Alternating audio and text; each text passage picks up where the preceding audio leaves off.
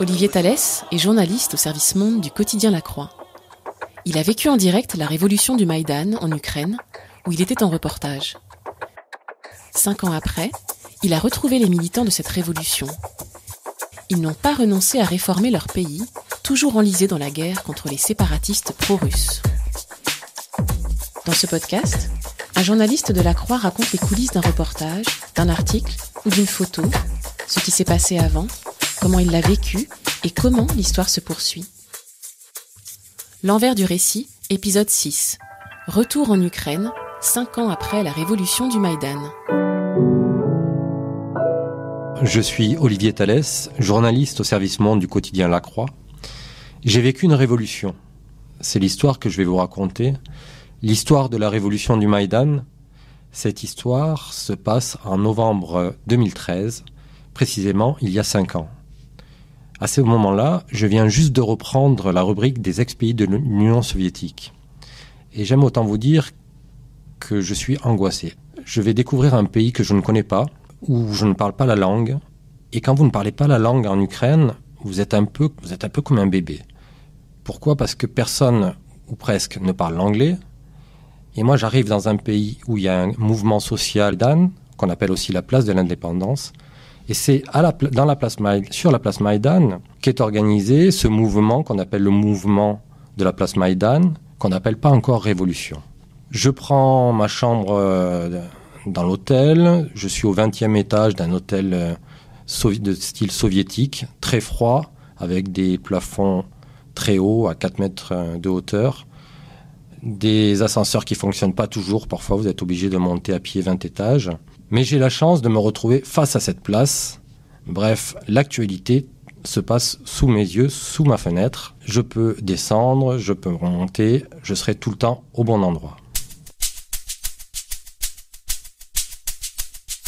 Par chance, je retrouve Andrei, avec qui j'ai repris contact il y a quelque temps avant de revenir en Ukraine.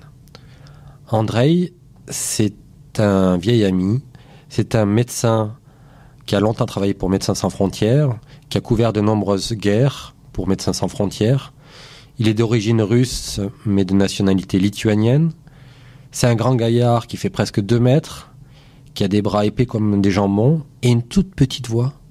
Il est très calme, en toutes circonstances, même les circonstances les plus difficiles. Bref, c'est le genre de gars rassurant avec qui vous pouvez partir à la guerre. Et Andrei, même s'il travaille, a accepté, le premier jour de mon arrivée en Ukraine, de me guider finalement dans le camp de la place Maïdan. C'est lui qui va me servir de poisson pilote pour découvrir qu'est-ce que c'est que ce mouvement de la place Maïdan. Donc Andrei m'attend dans le lobby de l'hôtel et je pars avec lui découvrir ce mouvement de la place Maïdan. Et là, qu'est-ce que je découvre ? C'est une sorte de camp cosaque. Vous savez, les Cosaques, c'est ces tribus nomades du XVIIe siècle, du XVIe, XVIIe siècle en Ukraine, qui vivaient de manière un peu anarchique, qui pillaient un peu. Et là, ça ressemble vraiment à un camp cosaque avec des tentes. Alors, c'est pas les tentes Décathlon, c'est des grandes tentes militaires avec... et sous chaque tente, vous avez des gens différents qui sont installés.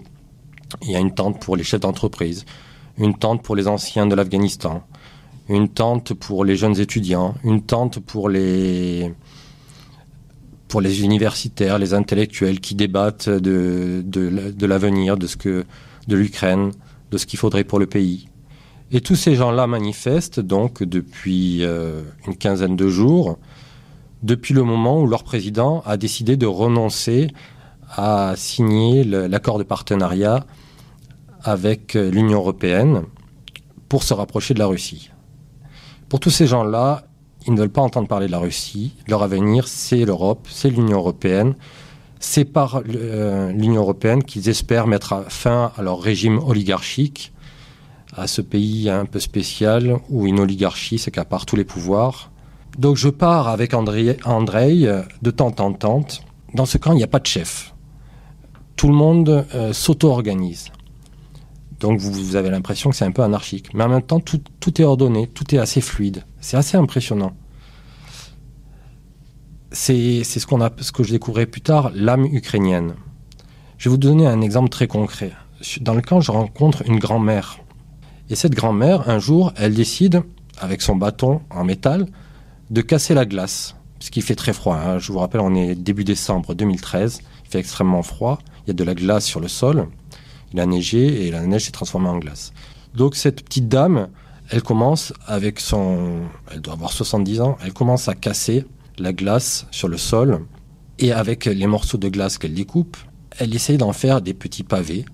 Les gens autour d'elle voient ça, l'interrogent, lui demandent ce qu'elle prépare. Elle leur explique qu'elle envisage de faire un muret pour défendre le camp contre les policiers qui menacent toujours. Et là, tout le monde se met en file indienne à préparer des blocs de glace.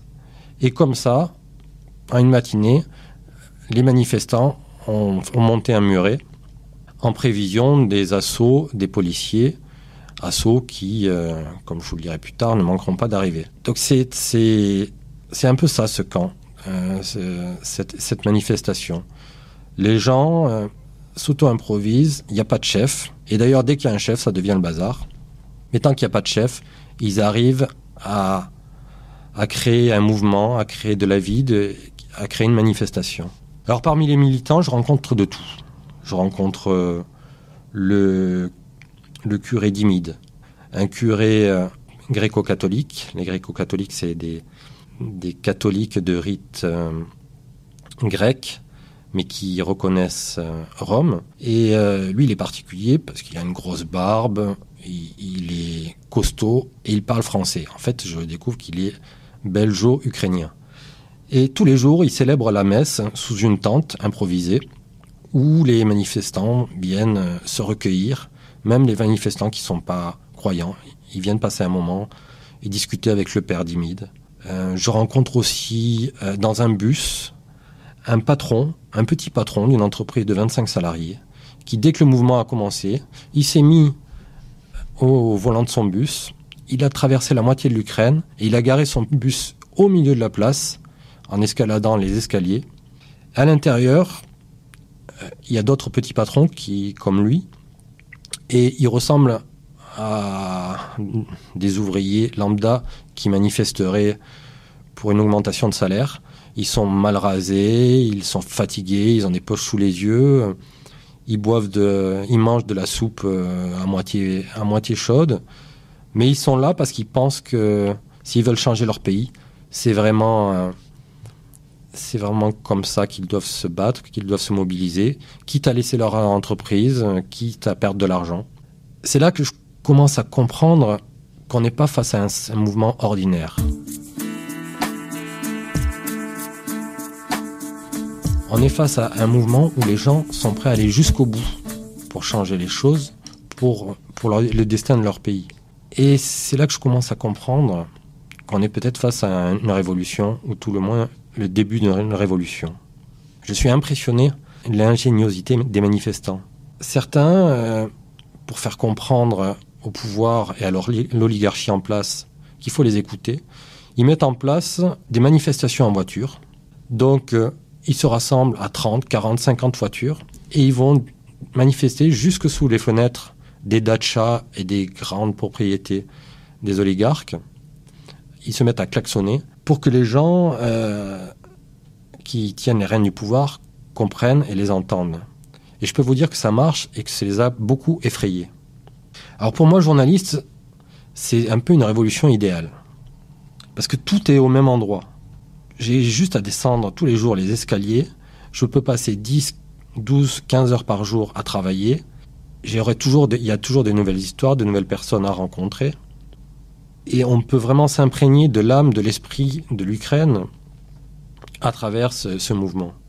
Alors, je dis c'est une révolution idéale.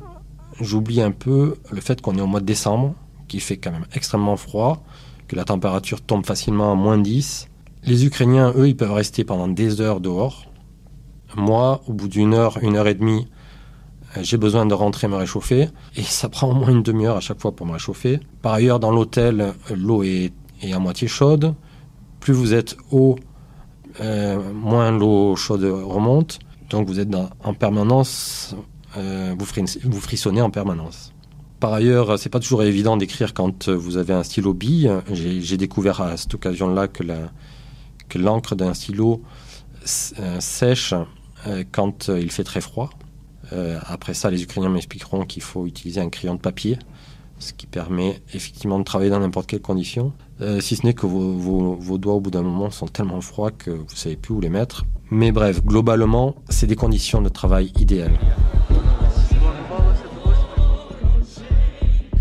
Les semaines passent, la révolution se durcit, je fais des allers-retours, je prends de l'assurance, je finis par me passionner pour cet événement, à tel point que j'en rêve la nuit, je pense Maïdan, je dors Maïdan, je vis Maïdan, et en même temps c'est difficile de garder les bonnes distances.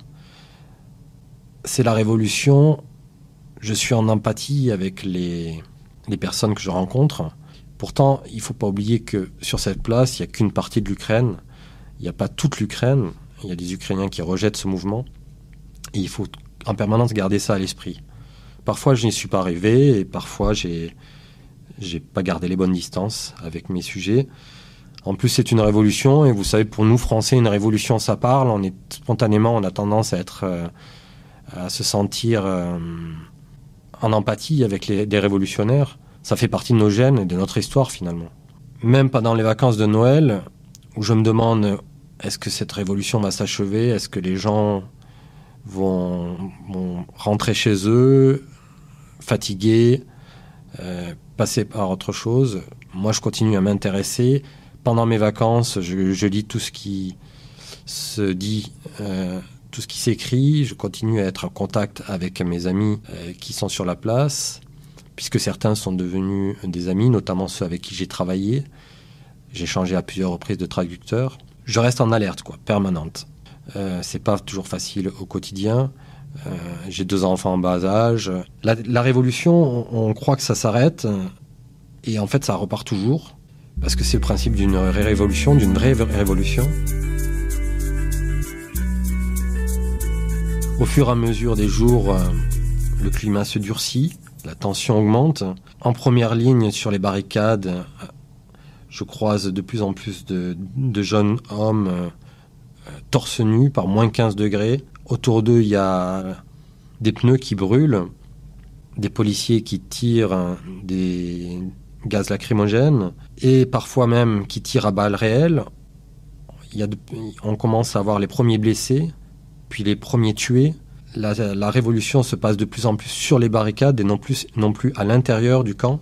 Je croise à nouveau Andrei, ainsi qu'un autre médecin, Souproun. Ces 2 médecins soignent nuit et jour les manifestants dans des hôpitaux de fortune. En fait, d'hôpitaux de fortune, il s'agit d'immeubles administratifs qu'ils ont réquisitionnés. Donc ils soignent sous la lampe à bureau, sur des tables qui servent habituellement à travailler.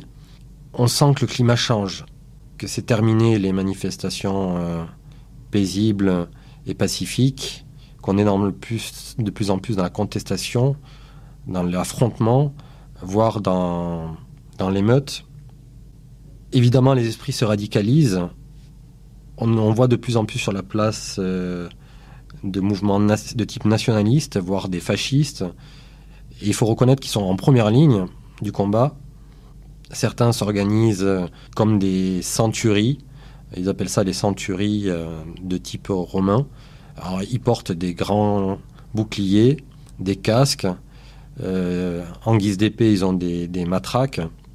On parle de plus en plus d'armes circulant sur le Maïdan, même si on ne les voit pas. On sent qu'on est dans une impasse. On ne sait pas comment le gouvernement va s'en sortir. Il ne peut plus reculer. Les manifestants ne demandent pas simplement le changement de politique et un retour d'une politique pro-européenne. Ils demandent dorénavant la démission du président. Cela ne peut se terminer que par un bain de sang ou par la victoire de la révolution. Je multiplie à nouveau les allers-retours, mais malheureusement, je rate le dénouement. Je m'explique. Je suis en vacances à ce moment-là avec mes 2 enfants. Je me rappelle, je suis en vacances dans la baie de Somme.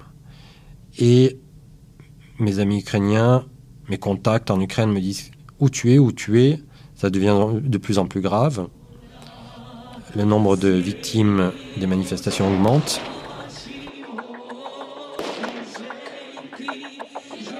Le 20 février, c'est le jour de la fusillade. Près d'une centaine de personnes sont tuées sur la place Maïdan, à proximité de la place Maïdan plus exactement, dont 80 manifestants et une vingtaine de policiers. Je suis tout le temps connecté sur Internet ou sur ma télévision. Je comprends que la révolution arrive à un tournant. Soit elle prend fin, soit le gouvernement sera obligé de partir.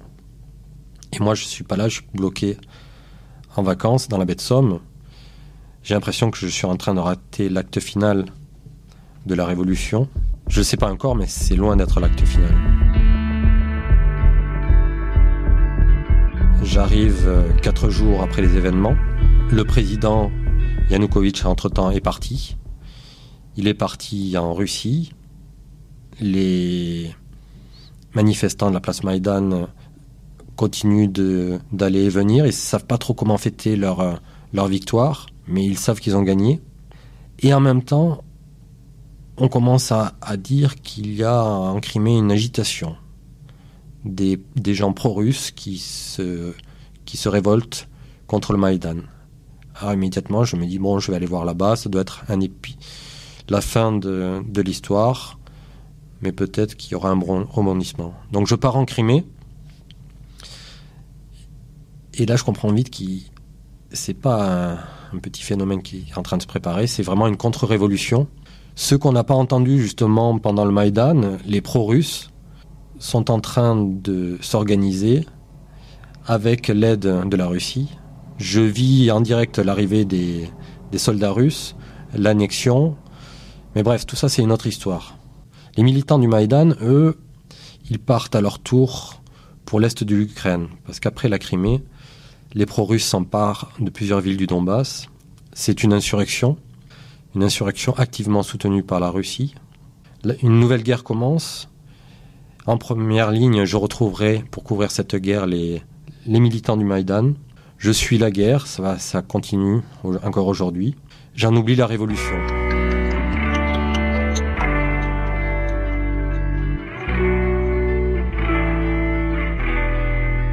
Et 5 ans après, j'ai voulu retrouver les héros du Maïdan, et j'ai voulu retourner sur mes pas et essayer de comprendre dans quel état ils se trouvaient.